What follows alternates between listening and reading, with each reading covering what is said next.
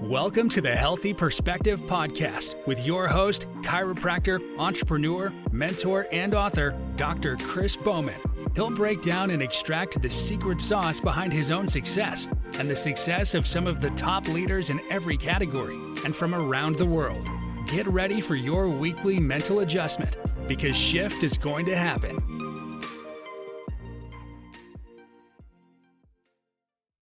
Hello, everyone. Welcome to another episode of the Healthy Perspective Podcast. Today, we have Dr. Eugene with us. He left behind a successful career as a clinical pharmacy supervisor to help talented, heart-driven leaders operate at their highest levels of performance, intelligence, and communication.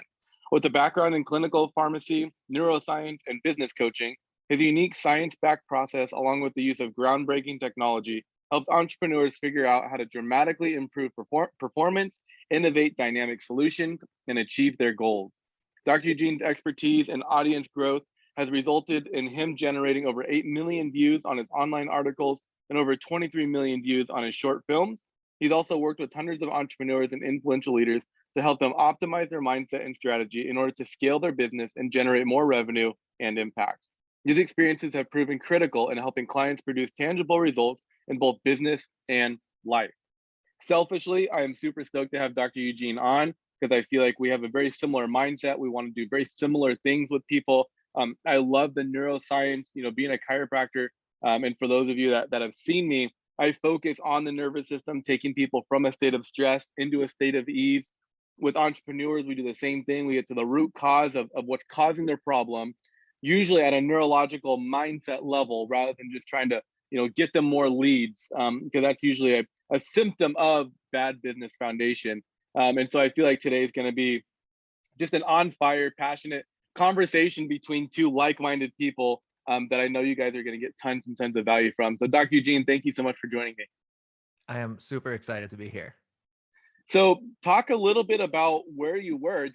Were you always on the pharmacy route? Was that something that you were kind of pressured into, or why don't you tell us, the kind of that route, and then we'll kind of branch off into what was the catalyst to get you away from that? Yeah, absolutely. So my motivation for becoming a pharmacist is this green thing called money, right? Okay. So, I grew up pretty poor, and it was the Asian American dream, right? I'm an Asian American, and grew up in America and all that good stuff, where at the time, pharmacists were one of the most in-demand jobs at the time, and there's a lot of benefits to it. 6-figure salary right out of graduation. I had a 6-year program that I could go through, and I got in somehow. And that's kind of what started off the journey of that. And then kind of how this whirlwind into where I'm at now, if you want kind of like a glimpse of it. Yeah. I graduated, barely graduated, right? I got my license, and then I started practicing. I was able to get into a hospital career, which is really hard to get into at the time. Awesome. It's even harder to get into now as a pharmacist. Mm-hmm. A lot more hoops to jump through. But anyway, by the time I graduated, it was in demand when I started. Not anymore. It was saturated by that point. Oh, wow. So somehow ended up getting a hospital job. Got really lucky because the director there, synchronicity, the director there really liked Asians, especially more specifically Koreans, because I'm Korean. Wow. His Okay. son-in-law is Korean. He's a radiologist. He has this, this perception that Asians are very hardworking, which has truth to it. Right. But anyway, so I got that job, worked 3 years, and then didn't see myself doing this for the rest of my life. I was like, I have the paycheck, I have the nice new sports car, the brand new apartment. Why is it that I'm still like feeling empty? I still have my trust issues, arguments with my partner and all that kind of stuff. So I remember one day this opportunity came up. So I met these 3 other Asian Americans that basically started a YouTube channel. Okay. So they start this YouTube channel to make inspirational content, basically. That's kind of the goal. Very lofty, right? So they found some success with it because they had this one video that made go viral. So that's what made them start considering maybe we should do more of this work. And they left behind more prestigious careers than me, like careers that any Asian parent would like disown you for, right? Kind of thing, kind of scenario. So 2 of them were brothers. One of them was a Harvard grad. He worked at Obama's campaign when he was running for president. And when he became president, hired him into the White House as one of the directors. He was like one of the youngest directors at the time. So he quit that job to make videos on YouTube. I remember I was joking with him. I'm like, did you have to write a letter of resignation to Obama? Right. He's like, yeah. And I thought he was kidding. So I was laughing. He's like, no, seriously, anyone who leaves the White House resigns, or you have to address it to the president. And they Wow. do this whole thing where you're allowed one photo with the president, with your family, immediate family. So he quit that job. His other brother, not his other brother, his brother, one brother, left behind Bain Consulting. He went to UPenn, top business school, all that, left behind a life and that kind of career that was pretty Wow. lucrative. And then the two of them were taking a picture with Obama, and because they're all Asian, no one can tell Asians apart. The third guy, which was their friend, he was a Harvard med student that My decided to take gosh. hiatus, lied to them and said that he's their cousin. And they all took this picture with Obama and they quit and they started making videos YouTube full time. And they invited me to join them because I was getting into filmmaking as well. I connected with them through networking and they liked my stuff. Long story short, I was sitting there going, what excuse do I have for this, trying this find your passion journey, so to speak? So I was like, you know what, I'll do it. I spoke to my wife one night and I was just like, what do you think about us, quitting my job in New York? We'll move to LA, try this filmmaking thing. We'll spend the 2 months on the road just doing this cross-country road trip. The classic dream. Classic dream. We did it. It was a once in a lifetime experience, man. Like we travel quite a bit, me and my wife, and we're used to we love tropical, like the things you see on TV. Yeah. I always thought America was boring, but when we went on that road trip, it was so beautiful. There's so many gems in America. So anyway, so beautiful. Quit that job. Went to filmmaking. Long story short, found a lot of success with it. That's where my 23 million views. All right. One of the videos I worked on got 23 million views online. We had multiple viral videos that made it to TV and all that good stuff. So anyway, doing a lot of this filmmaking, but we ran out of money, right? Like I was writing scripts for celebrities and directing people and all that kind of stuff, did the whole 9 yards. But we ran out of money because everyone was living off their savings. So anyway, that's kind of where I went tail between my leg and back to pharmacy life. And I was just kind of trying to figure out life again. I felt very discouraged and didn't know what to do. Thought filmmaking thing was the thing that I needed to figure out.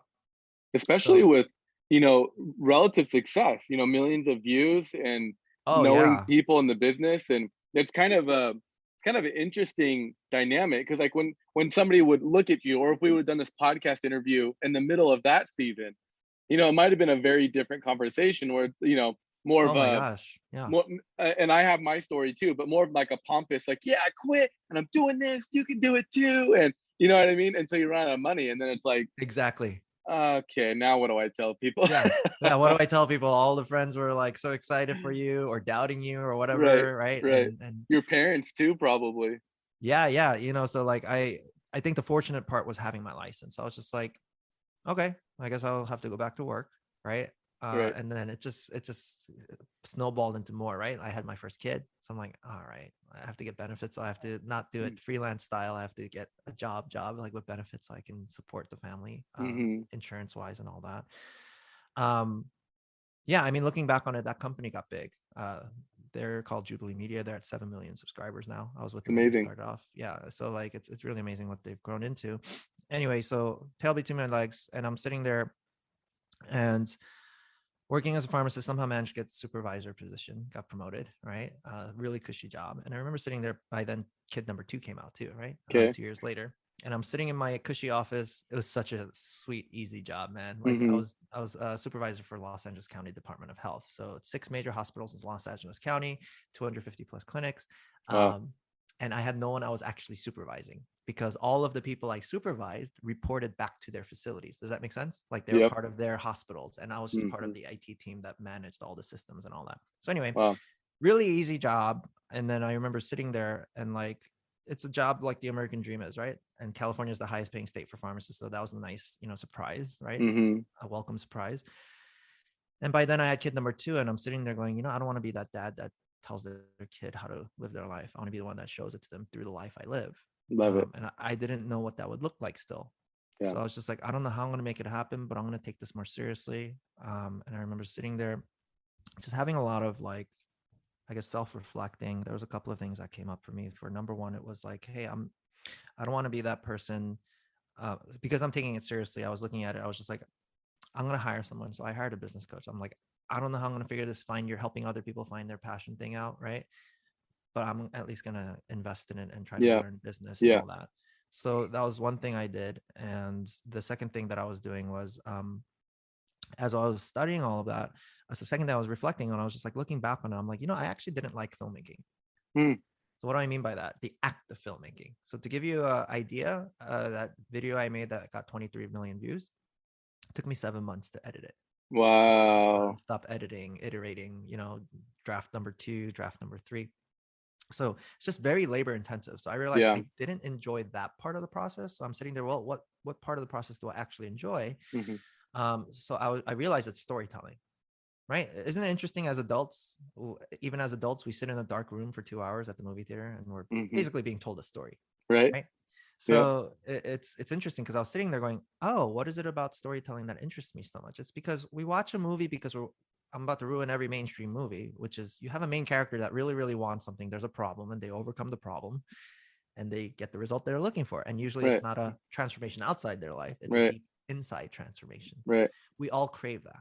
We all crave growth. We all crave transformation. So I was sitting there going, wonder if there's a way to figure out how to make this happen in real life rather than just in the movies. And that's kind of what started my curiosity at that point. So I started a lot of iterations. I would run these retreats where people would come. I would teach you everything I've learned from my storytelling skills.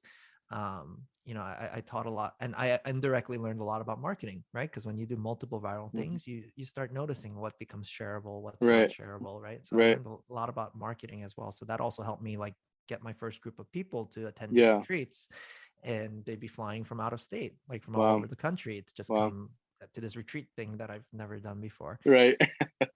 So long story short, I started this journey. I was just doing stuff, man. Like I was just trying stuff out. People were still interested. I kept showing up.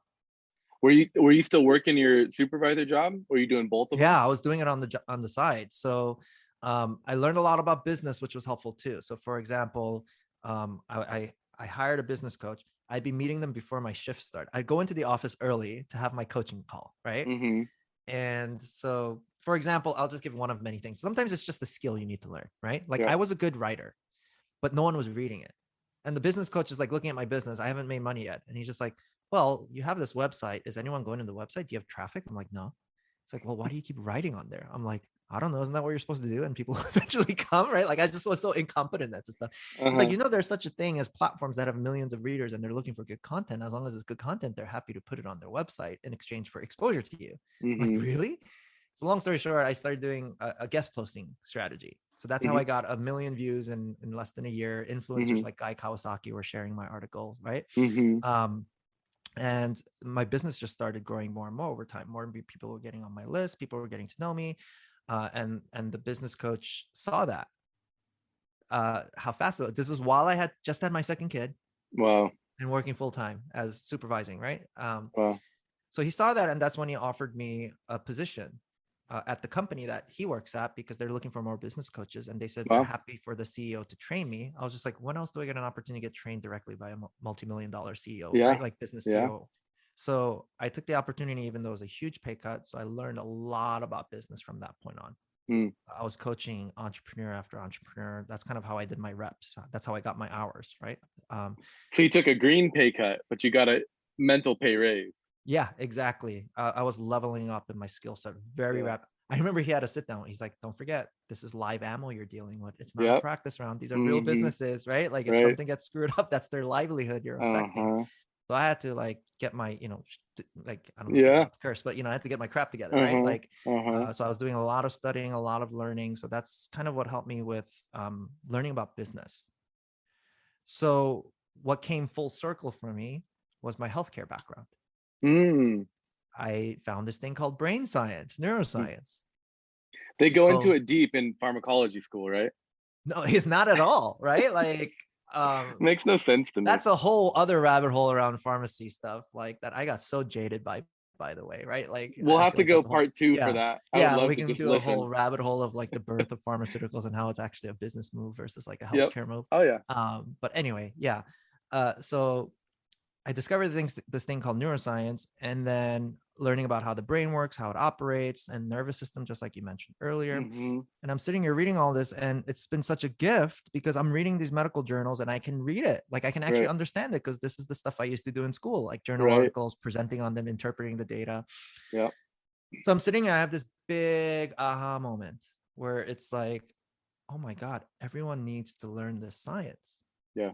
Because this is the key aspect of operating at your best. Yep. Like all of the things that we're stressed about on a daily basis, if you want to solve this, it comes down to your nervous system. Mm-hmm. And you see what the benefit from it. So it's just like, I had no idea. There's a whole community of people that know this, chiropractors especially, right? Mm-hmm. I had no idea. So what became my, I guess, my unique advantage was I had all this marketing experience now. The question is, how do you take something sophisticated and complicated and present it in a very simple way that the average person can understand? Yeah. And it makes it easy for them to implement this so that they actually start experiencing results. It's good. So that's kind of where it came down to. I had that big aha moment after doing a ton of research, and I started testing it out. I was just like, how can I apply this to people? Like, I had no like therapy background or anything, right? And I just started teaching people this stuff, and it was creating a breakthrough in people, and they just had these phenomenal results. And like you said earlier, especially with my business owners, it's like, we're like, one client came to me, it's just like, he was at 31,000 a year and working with me 12 months, he made $300,000 that year, right? 10x, love it. Yeah, exactly. Like all starting with like basic principles of how to think. Yeah. Right. Because when we're stressed, we're very short-sighted. We can't see the whole we literally develop tunnel vision. You're not looking at all your options, your critical thinking skills, you can't access it. Your empathy skills you can't access it, right? Your decision-making skills, your creativity, your innovation, all of that. And I remember it's just such a simple way to explain it. The way I explain it is just like, look, your brain just operates in one of two states, and your nervous system. I call it a survival state or an executive state. That was the big aha. I was just like, it's really one or the other. That's why you have two nervous systems, right? Parasympathetic and sympathetic. One's in survival and one's not. One's in rest and digest. And I was like, everyone needs to know this. So I just started teaching that. And I took it really deep with people where they were having these deep breakthroughs. And I can explain how that happened, right? Like, because I just realized there was just one nuance. When people understand it, they get it now. So long story short, that's kind of how my journey happened, how my personal business started taking off, where I had to quit that business coaching job because I made in a week what I would have made in a year with them. Is because I wrote this article during the pandemic talking exactly about the science, right? And it was a very, I guess it's kind of clickbaity, right? It can be trigger warning for some people, but it was just like, why coronavirus is the least of your worries. This is the height of the pandemic. And I was well timed. And I was talking about how there's something deadlier than the virus going on right now, and it's the fear of the virus. And I just started explaining what it does to your nervous system, your immune system in the long term, and all that good stuff, right? And it went viral. 7 million plus readers. And that's what single-handedly launched my business. I was getting a lot of these leaders coming up to me who are stressed out, right? And that's kind of how I got my first big client base, I guess. And it just referral led to referral. More of my marketing happened. I've been on a lot of interviews, speaking engagements, and it's just built over time since then. It's amazing, and listening to your story and like looking back, like how far you come in such a short amount of time. I can't emphasize enough to people. So you said article went viral and that kind of launched your business. And so some people might think, why does it have to get lucky and go viral? However, you went it's not viral. Lucky. Yeah. But I mean, most people think that, you know what I mean? If I could just write something viral or whatever, but that video can go viral. If you weren't ready to follow up with results, a viral video means nothing. A viral article means nothing, And so it was those years of struggle, that drive of, I can't fail. I won't fail now. Like you know what I mean? And all that build up. And so you had this like mountain of data, of courage, of certainty, of systems. And so that way you're just waiting. I always like to say, I'm definitely stealing it from somebody else. Success is when opportunity meets preparation, right? And so I 100% agree with that. Yeah. That article went viral, and now all of a sudden it snows, and now it looks like a mountaintop. And it's like, how did you all of a sudden get to the mountaintop? It's like, well, all these years of shoveling, making sacrifices, pouring it on, and you know what I mean? So I just want to point that out for people that may, and this is why I love having these conversations, because people will see you on TV, people will see your article, and it's like, there's no way I can write a 7 million, viewed, article. But that article came from your marketing experience, your storytelling experience, your passion for, I don't want to do this, I want to do this now. An aha moment, something that changed like that. There's so many key ingredients that made it into it that I'm sure you weren't like actively writing in there. It just came that was your natural you. You became somebody different from the beginning of your graduation, to that point. And I think a lot of people want the mountaintop success while standing at the bottom of the mountain. Like Right. they are that person at graduation wanting what the other people have and aren't willing to climb it. And I think how you climbed it very quickly is you hired Sherpas. Like, you Oh, took a pay definitely. cut to get advice. You left your your high paying job for the school of hard knocks, Yeah. and Yeah. people just want to be like, well, I have this degree, so can't that still just make me money, or Right. whatever it is. So everybody that's listening, know that like this is the American dream. You can be successful. You don't need a license to be many things. Like you need one to be a chiropractor, you need one to do pharmacology and doctor and those sort of things. But there are more people making way more money than any license that you can obtain from school. 100%.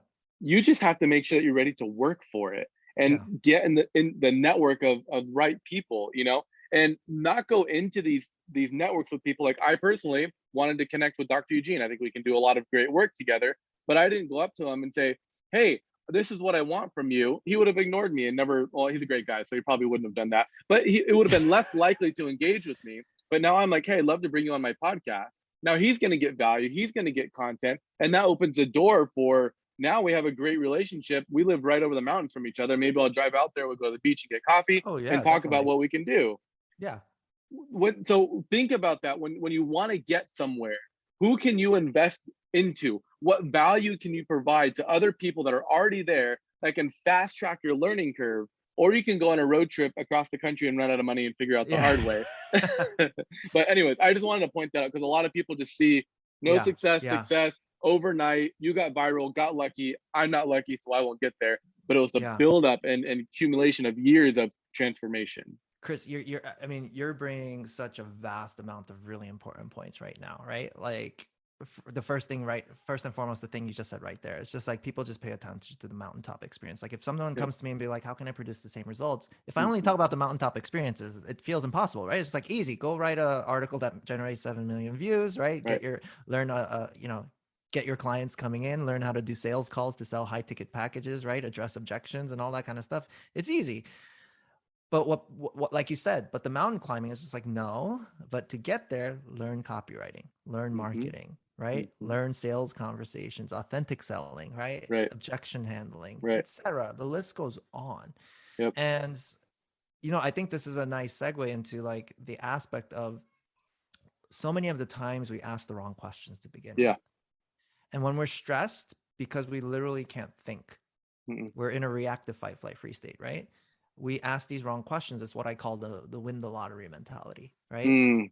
I call it that because there was this study done with a group of low income individuals, and they asked one simple question: how do you plan to get yourself out of this financial scenario?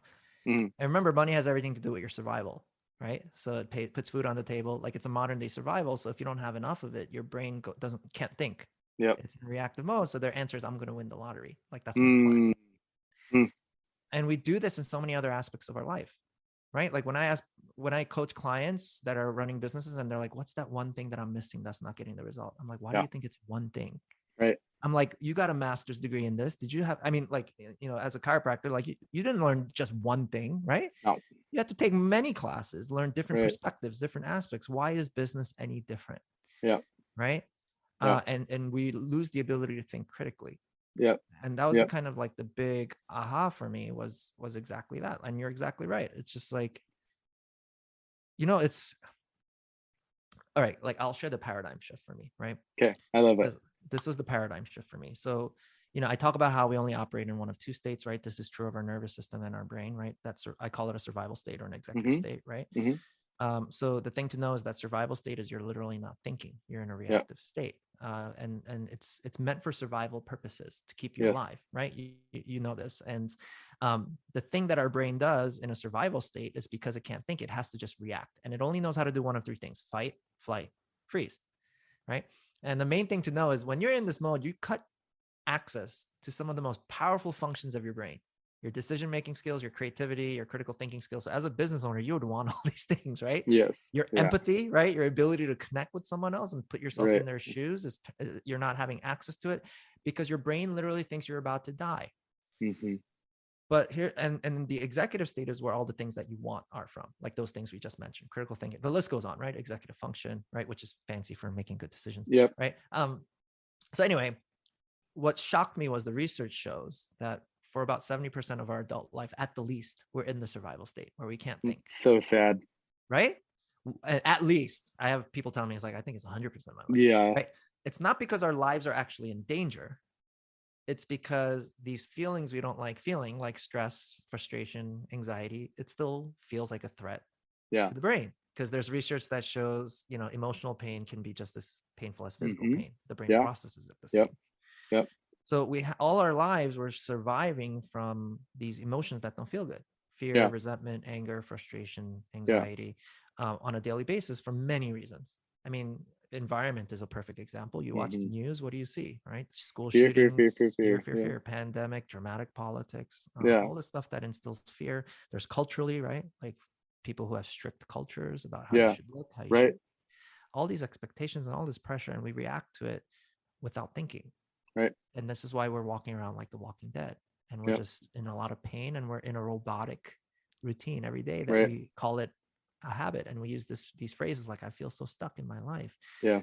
And it's all because of this survival response. And the big paradigm shift for me was, oh my God, wait a minute.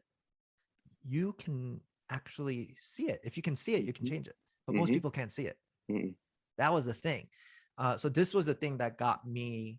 When I was working with clients, this was the thing that was causing a lot of big breakthroughs, was this first level of awareness, which was, remember, if you're in survival, your brain only knows how to do one of three things: fight, flight, freeze. Yep. When it's a tiger in front of you about to eat you, it's very easy to tell what it is, right? You're going to pick up a weapon to fight. You're going to run away in flight for your life, or you're going to freeze and play dead. Possums are famous for this because they're predators, like their food alive. So they tend to play dead to try to survive. Humans are doing this every day for 70% of our life. Most people just don't know what it looks like. So I started describing, what does this look like? I talk about the fight response, right? Which is, hey, if someone upsets you and you start getting into an argument because you felt hurt, that's called a fight response. You react without thinking. This is why we say things we regret. Sometimes that's very hurtful because we feel threatened. Road rage is another example, right? No one has that, especially out here in Southern California. Right? Exactly. And I'm from New York City, right? Right. So, and then there's flight, which is, classic response is procrastination. You're delaying the thing so that you avoid the thing you don't want to feel, right? What will people think of me? What if I fail? What if I'm, etc. And then freeze is just kind of inaction. You just stop taking action, right? It's when we're overwhelmed. You just don't want to get out of bed that morning. Right. But the thing that started really, like, I started taking it deeper too. I was just like, oh my God, those are the obvious ones, but there's also subtle ones that people can't see at all. Yes. Right. So what's a subtle one of fight that's really big is like things like perfectionism. Right. We're surviving from being a failure or not being good enough. So we're busy fighting. It always leads to burnout, and it always leads to a lack of fulfillment. Or people who feel like they have to prove themselves to someone, whether even if it's themselves or someone else, it's usually an indicator that they don't even accept themselves the way they are. So they're fighting, right, to accomplish more in this 3D reality that we live in. So that's another fight. Some people spend their whole life doing that. This is why I think hustle culture can be very toxic. Right? Because it's encouraging to keep fighting. Fight for your dreams. Fight. They use the phrase fight a lot without having a full understanding of what this might be doing to your psychology. So, I mean, like an example I give is I had this client once. He's in his 60s, right? And he achieved everything you could imagine, right? The successful business, multi-million-dollar business, the nice house, trophy wife, all that good stuff. And we're talking about the fight, flight, freeze response. And he's going, oh my God, I've been living in my whole life in fight. Because the reason he came was he's still unhappy, right? Basically. And he realized he spent his whole life fighting because everyone always compared him to his older brother. His older brother was an NFL football player. To the point where even the coach said, like, stop trying. You're never going to be as good. You see what I'm saying? So some people's nervous systems are dysregulated for their whole lives. And they spend their whole life fighting, and it still leads to a lack of fulfillment and burnout. Because it doesn't help you access the part of yourself that you wanted to access to anyway, because you're busy in survival, if that makes sense. Scary. You see what I'm saying? Yeah. I'll give you one other perspective that will be helpful even Yeah. when you talk to, like, let's say if you have like the super fighter that's like, no, I'm good, no, I'm good, no, I'm good, you Right. know what I mean? But still like wants help. Your like last resort could be something that I talk about every single day in my practice. So I see kids, I see special needs, I see pregnancy, and then chronic diseases. I'm not a normal neck pain, back pain type chiropractor. Obviously, I see that stuff too, but that's not my marketing. That's not my niche. That's not what I revolve my practice around. So why do people bring their newborn baby to me when they've never experienced chiropractic before? Obviously, because the story that I tell about how chiropractic is good for kids. And what I say is every time, those two studies that were done in the late 1960s, one early 1970s, both of them surveyed over 1,000 babies done by an MD at birth. And they showed that 70 to 85% of the babies that left the hospital left with some sort of cervical dysfunction that went undiagnosed or unnoticed. The reason why this is important is what major nerve starts right up here at the brainstem that travels to every single organ on the inside? Your vagus nerve, right? What's the Yeah. major nerve that is your brake pedal or parasympathetic stimulation, rest, digest, ease Yes. to all those internal organs? The vagus nerve. So if your atlas and axis, those bones at the top of your spine aren't moving the way they're supposed to, you have a lack of what we call proprioception or information to the brain about what's going on around you and inside you. When your brain has a lack of information, guess what it triggers? Fight, flight. Yeah. Fight or flight, right? Because you're not going to walk into a dark room vulnerable and The you don't brain know what's going to hates be in there. uncertainty. Yeah. It hates Right, uncertainty. exactly. And so now, because of what we call a subluxation, that's the crux of chiropractic, those joints that are moving the upper cervical spine, causing a lack of proprioceptive input, triggering that fight or flight on top of your vagus nerve isn't being stimulated, which means lack of parasympathetic, stuck in sympathetic. Yeah. From the very moment that Moment you're that you're born, born. you could have a dominant sympathetic state, a behavior, and that's all your body knows. So even when you think you're relaxed, your neurology won't let you get there because that's all it's known. It has no previous understanding of what it even feels like or how to even act in a state of ease. And so that's Yeah. why I'm passionate about what I do, because we can start to get these joints moving. All of a sudden, you have more information to your brain. Now your brain stops reacting to a perceived stress around it, and it can appropriately understand its environment and then start reacting to real stresses. When you only react to real stresses versus perceived, you adaptability grows. The more adaptable you are, the more stress you can take on, which means the more things you can accomplish. The less 100%. adaptable you are, okay, the more sympathetic driven you are, you're right. You're going to be fighting, fleeing, or freezing Our whole life. all Yeah. the time because All the that's time. you're at the limit of your adaptability. And that's why I love chiropractic, DeMartini's work, all these people that are so focused on, polyvagal theory. How can we do everything possible to make sure our brain is in a state of ease instead of perpetuating that state of stress? Because now you can do coaching and you can get your money's worth out of it because you're going to continue to go. You can do detoxes and your body's going to work the way it's supposed to. All these, relationship things, emotional things, all this is going to open up to you and it's going to get you faster results because your nervous system is ready to operate in a state of ease as a blueprint because it knows what that was. And so it Yeah. can start creating what will be. Isn't that crazy? It's so crazy. I mean, this is what single-handed me changed my life, because once you see it, you can't unsee it. You can't. When you realize the things that you perceive as threats were never real. Yeah. Right. That's the big thing. It feels like this out of the matrix moment. Right. And that's the Right. power of this. It's like, Yep. number one is just to be aware. How do you change something unless you can see it? So Mhm. that's the tool I've been using. It's just like, let's look at it. Can you see fight in your life? And people are sitting there going, they're questioning their whole life now. I always prided myself as a hard worker. But now that you're talking, you're right. I am fighting. I'm fighting for my dad's approval. I'm fighting for whoever's approval, my own approval. So crazy. Right. And then there's flight. Flight is when you start, the subtle one for that is when you start numbing yourself. Some people like to distract themselves with Netflix. Some people overeat ice cream. Some people overindulge in things like alcohol, sex, and drugs to the point of addiction. But that's a flight mechanism, dissociation, right? From whatever feeling we're not comfortable feeling. And I don't know. That's kind of where no judgment around any of this. It's just being more aware of it. Right. Yeah. Because this is how our nervous system has been stuck in for so much of our life, and we just can't even see it. Right. So once I talk about that to people, it's just like being able to sit there and look at this and go, that makes sense. I am in fight, flight, freeze for most of my life. But now that you're aware, at some point you're going to go, you know what? I kind of want to change this. I can see how this is programming in my brain.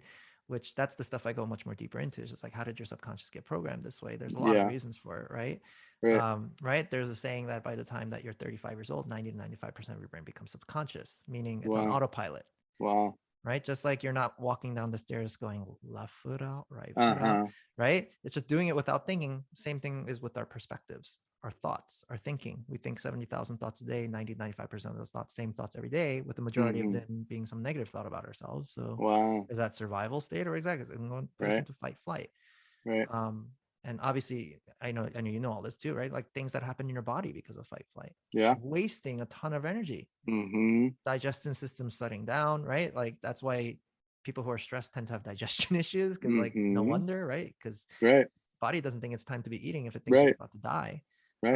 So anyway, They develop high blood pressure, high cholesterol, and then we get them on statins, and we get them on all these sort of, and it's like you artificially are bringing down the stress response that's keeping that person alive. Like no wonder they're dying from heart attacks, developing cancer, and autoimmune diseases, because that's the body's protective mechanism. It's messages of stress, not something abnormal. The body doesn't know what it's doing. Seriously, like if people understood this, even if it's at a basic level, I've watched it be transformational. I've watched people forgive people. I've watched people heal. I've watched people walk out of their wheelchairs and walk, right? And that's amazing. Extreme scenarios, right? It's amazing. Which is pretty crazy, because me as a healthcare professional thought this kind of stuff was like woo-woo and BS until I started seeing results for myself. And I finally started looking at the science as well, because there's always been science. It's advanced a lot over the past 20 years. There's more we know about the brain now than we did ever before 20 years ago. But like, that's the skill set that I try to teach people, because this is a skill. How do you rewire parts of your brain that keep you stuck in survival, which prevents you from accessing the part of yourself that you need, so that you can get those solutions and be able to see those opportunities that were always there. They were always there, right? It's just our brain can't see it, because when you're in tunnel vision, you just can't see other things around you. Did you see that video that went, I guess maybe semi-viral over the past month? It was an army, I think it was a ranger or some special forces, and they do their like obstacle course, every year. And this one obstacle, they were using like an escape room type thing. Like you had to decipher a code that would give you a link to the box, and when you open the box, then it gives you more, and you have to. So that's like an obstacle that they had to do. The directions only said open the box and get the map, and so it was a plastic box. And so this special forces, I don't know which division, said, well, screw the cipher, whatever. And so just start ripping open the box, and the guy that's looking over, I'm like, don't break my box. Or this is the only one that I got, but the guy's just like, you told me to open the box, like, so not stuck on, this is what I was given, this is what I have to use. Let's take inventory of the whole situation, and do what I have to do to open it. A similar situation happened actually yesterday. My wife was, we need more water in our garden. So I told my wife, like, it's pretty intuitive to change how much time the water is on. And I come back later and I asked, like, did you do it? And she's like, oh, I couldn't figure out how to open the box because the box had a lock on it. And so she was trying to figure out, like, how does the lock get undone? Like, it's not a key. And I just went and popped it open. Like it wasn't locked to begin with, but you be so focused on what I can't do when you're stuck in a state of stress that you don't think about, well, what can I do that, that might not be, I'm seeing a problem, but that problem might not even be an obstacle. Like our critical thinking skills turn off because we're in that tunnel vision. I mean, it's like that friend that's going through a really easy problem that has a very simple solution, but no matter how many times you tell him, he doesn't listen to you. It's not because he disrespects you or hates you.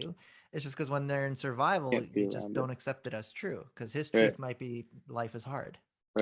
And the information you're giving me here is, you're saying it's easy. It's not aligned with what I believe. So therefore I will filter your information out. So, I mean, like at a neurological level, it's just like, this goes deep. This goes so deep. And man, it's just like, it reminds me of that. I don't know if you ever heard that circus story with the elephant, right? Like, there's a circus trainer, there's this big elephant, and all that's keeping it from running away is this little string tied to its tail with the peg on the floor. And someone comes by and like, that elephant can totally take that out. Why is he not running away? And the owner is just like, well, when he was a baby, he wasn't able to take that out. And ever since he grew up, just doesn't know that he could take it out. It's the same Right. thing, right? Like we have these capabilities. No one gives you a manual on how to maximize your brain performance, right? We're not born with a manual after we come out of the womb on Right. how to regulate our nervous system Right. and be able to access these amazing parts of ourselves. And like, man, like if everyone just understood this, it's like, Yeah. It's I've huge. seen it. I've seen it transform people. I've seen it. And it's just Yeah. like, I've seen so many results. The list goes on. I've seen, it gets weird too. A lot of synchronicities and coincidences happening. I call it magic, right? Like a lot of magic starts happening. Right. But yeah, man, you know, like, you know, I know in the chiropractic field, it's this core belief that the body, like it's just getting, the body knows how to heal itself, right? Yeah. Like it's just getting out of our own way. Yeah. And the big thing that I found to be super helpful for me is like, there's a lot of truth. Like, I think that's the main truth, that if we understand. So what does this mean? 70% of our adult life, we're not surviving from death, but we're still in survival mode. Not because of death, but because of these emotions we don't like feeling. Our perception of these emotions is that it's a threat because it feels uncomfortable, as if it's there to hurt us, but it's not. Right. If people can understand that these feelings are actually there to help you, then you let your body get out of your own way. Like, so good. I give examples of this, right? Like one thing I like to teach is like, when you're in survival, whatever meaning you're giving to the experience is out of alignment with what's actually real. That's why you're in survival, meaning it's not true. And it sounds very philosophical, but I give examples. I'm like, well, there's times I would get mad at my daughter because she's not listening to me.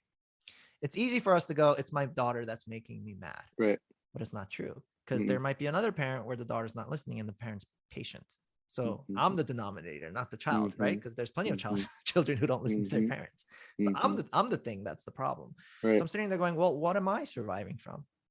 And that's when I realized, oh, okay, I'm very sensitive about being perceived as a bad father, because I had a rough relationship with my father. He left our family when I was a teenager, and my younger brother was only in second grade. He was 7 years old. And I had a lot of resentment and anger towards him. I remember thinking to myself, if I'm ever a dad, I'm never going to be a crappy dad like my dad. So what's my brain doing when my daughter's not listening? It's like, hey, you're being a bad dad, just like your dad. So part of the reaction is fight, flight, freeze. I choose fight. I yell, I try to control her. All I'm doing to the poor girl is scaring her. Right. And the thing I want to do with her the most, which is be connected with her, which requires empathy, which is shut off when you're in survival, right? Because if a tiger's about to eat you, you're not sitting there going, I wonder how this tiger's doing, right? Right. I'm disconnecting from her. Yeah. Yeah. And So I can good. blame her all I want, but it's not her fault. It's not her fault. Right. That's what ownership is. Yeah. Yep. And those moments as a dad are so humbling, because we just want to believe it's not our fault, you know, but it's so good at the same time, because you know you're growing. Right. It's, instead of just, because a lot of people, they yell over and over and over again, doing the same thing, getting the same result, but we can look back and be like, man, like that used to bug me, and now like it's a fun thing, you know, now we figure out a way around it, or, you know, whatever. I love that. They're a huge mirror. Yeah. Where do you see the future of your work going? I mean, there's only so much you can do one-on-one coaching, and, you know, doing that sort of thing where people are working with you. But people need to know this. Like, what's new for you? What are you working towards? How can people follow you? Yeah, absolutely. So I have a website that I have that offers like a free basic training around this stuff, takes it a little bit deeper, keeps it practical and tangible as well. It's destinyhacks.co, right? Okay. Destiny Hacks, and it's co, not .com. That's kind of where you can access things. I have a podcast called Neurohacking Podcast that I'm launching. I'm adding more and more episodes over time. That's kind of where I'm putting my work out there. I've been speaking more. And yeah, I still help people a lot one-on-one. Whether you're a business leader or right, an influencer or a political leader sometimes, right? So I've been helping train people in this kind of stuff on a very practical level and producing those results. Yeah, and I'm currently actively working on something that's more available to the public, right, in the form of kind of like an online course type of deal. Love it. But that's something I'm working on right now as well. Cool. Awesome. This was a conversation and a half.